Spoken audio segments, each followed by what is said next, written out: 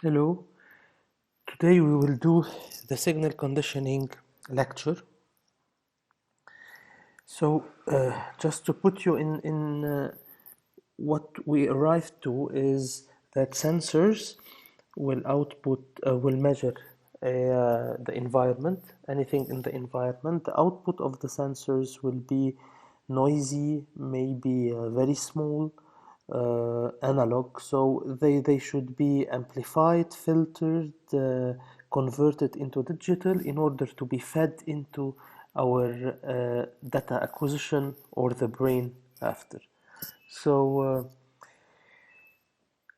if this sensor output is small, we should amplify it, as we have said. Noisy, we should filter it.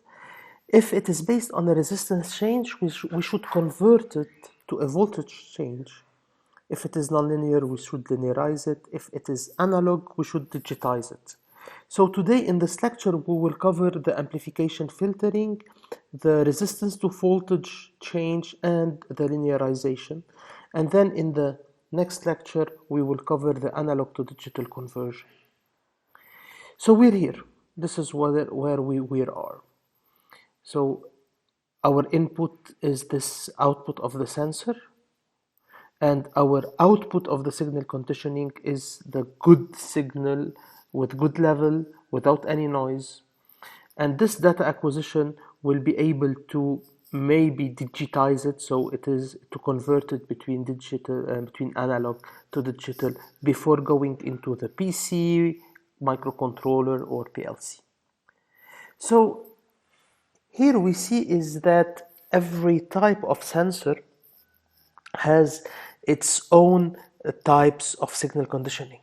So we cannot apply all the signal conditioning techniques to every and each sensor. Because, for example, thermocouples, the output, as you know, of the thermocouple is a difference of voltage. So we do not need to have an external excitation to them.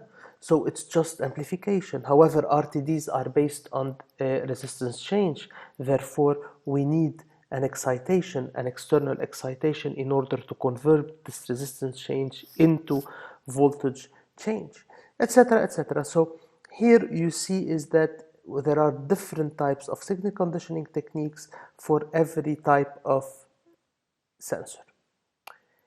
So we'll start with the amplification. I will not repeat. These basics were covered in the operational amplifier lectures, so we will just pass through them really quickly.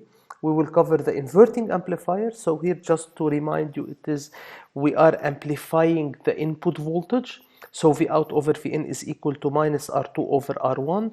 We will design by choosing the values of R2 and R1 in such a way to have the amplification ratio as needed. We do not have to forget is that every time we are using an operational amplifier, we should use this feedback in order not to use it as a comparator and in order not to saturate very easily. And in order not to saturate, therefore the I out should be limited. Therefore the values of R1 and R2 should be high, so in the order of the kilo ohm, in order to keep I out in the order of the milliampere. So if I want an amplification ratio of 2, we will not use 2 ohm as R2 and 1 ohm as R1, because these high resistances will these low resistances will lead to very high current at the output, which will saturate the operational amplifier. So we will choose maybe 20 kilo ohm and 10 kilo ohm for R1. The inverting amplifier disadvantage is that V out is of opposite sign for Vn, and Vn is connected to R1, so I am not using the idea of an infinite impedance at the input of the operational amplifier. To solve this issue, we will use the non-inverting amplifier. So this non-inverting amplifier will give me a amplification ratio always positive, 1 plus R2 over R1, and the Vn is connected directly, not through a resistance, to the operational amplifier. Therefore, we will be using the idea of infinite input impedance for the operational amplifier. The case where I have a difference of voltage, so when the output will give me a difference of voltage, for example, thermocouple, we will not have just a non-referenced voltage directly. A reference voltage directly connected to the operational amplifier, as it's the case in the non-inverting and the inverting. Here, I have only a difference of potential between two nodes, so I have V2 minus V1. So by using the differential amplifier, I will be using the V out equal R2 over R1 times the difference of voltages. Therefore, in this case, I will be amplifying the difference. So V out will be a referenced voltage, and it is amplified with respect to the difference of input voltages. So here there is an example that you can check. So numerical example that will give me the design of R1 and R2 if I have a given thermocouple to be connected to a differential amplifier. So getting back to the differential amplifier, we see here that the voltages are connected to the resistances directly. So here in this case also, I am not using the very high impedance of the operational amplifier input. So to solve this issue and to increase the amplification ratio even more than just one ratio of two resistances, I can use the instrumentation amplifier, where we see here a differential amplifier. We are connecting it to one leg of it is connected to a non-inverting amplifier and the other leg to a non-inverting amplifier. In this way, I will have extra parameters in order to tune for the amplification ratio, and I'm still amplifying the V2 minus V1, which is the difference of potential between two nodes, and in this case the voltages are directly connected to the operational amplifier, so I will be using this infinite impedance in order to drive the instrumentation amplifier, even if the output impedance of my sensor is not low enough. So the filtering is, as I explained in the first lecture of this course, is that noise is an undesirable signal that will add up to my signal. It's an unknown one, so I don't know what is the value of it. Maybe we can know what are some of the frequencies or the probability of the frequencies that come into the noise. But at one given time or instant of time, I cannot know the value exactly of the noise. So I will use filtering. So the filtering is in fact to, as much as we can, remove the unwanted or undesirable signal between two frequencies or below or above a certain frequency. Let me explain myself more. So we have what we call a low-pass filter. So here in the y-axis we see V, but it is in fact a ratio between V out and V in, and this ratio should be equal to 1 in order to really see the output exactly as we wish to be. So when this ratio will be decreased, generally it's also on a logarithmic scale, so the V out will really be very, very small, so it will not reflect exactly the output that I need to have. So I have the low, and the x-axis I have the frequency. In the low-pass filter we see that all frequencies below a certain cutoff frequency will pass. So all low frequencies will pass and all high frequency will be disregarded. And this is the filter that we use a lot in order to remove the noise, since we assume that noise is generally of high frequencies and the signal that I want to gather or I want to acquire is a low frequency with respect to the noise. Therefore, I will use a low-pass filter, and in this case I will tune my cutoff frequency in order to make pass all low frequencies and to obstruct all high frequencies. The high-pass filter is the opposite. It will block all low frequency signal and it will make pass all high frequency signals.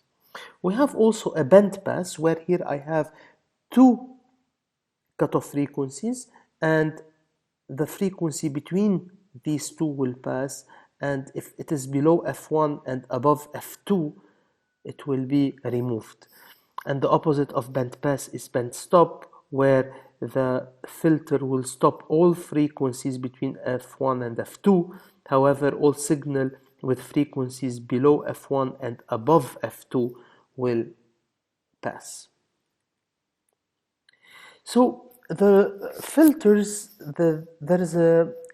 it's a large field, in fact, filtering.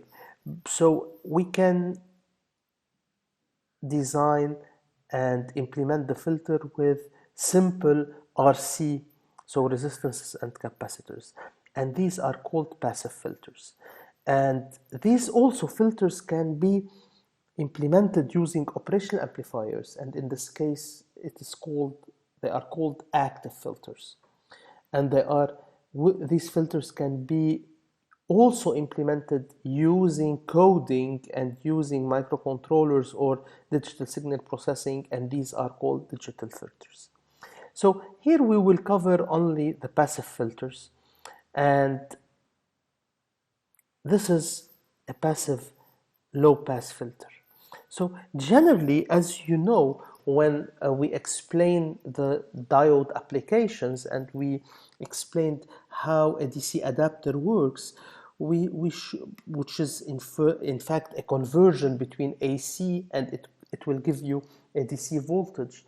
So this voltage will have in it some undesirable signal or ripple, if I want to call them, that come from the AC signal, and these ripples are at a frequency of 50 Hertz, since the AC signal is 50 Hertz. So a very known low-pass filter is the low-pass filter which has a cutoff frequency of 40 Hertz in order to block any interference signals coming from the AC main supply. So this is one example in our application if you are using the DC adapter. So this is a passive filter. I don't want to go into details of this because this was covered in the first series of lecture. So it's just, if I want really quickly to say, at very low frequency, the capacitor will act as an open circuit, so the output will be equal to the input and low frequencies will pass as is. At high frequencies, the capacitor will act as short circuit and the output will be equal to 0. So all high frequencies will not pass through this filter. So this is a passive filter, and this is an active filter also. So now I will not, as I said, go into the details of these, but just to let you know that this is what you see here is a very idealistic view of the filter, because the filter basically have so many ripples in the passing, and then this change is not so abrupt, so we have maybe some changes really very slowly on this. So in order to solve for the slope, maybe we can add some other RC, so this is what we call the increasing the order of the filter.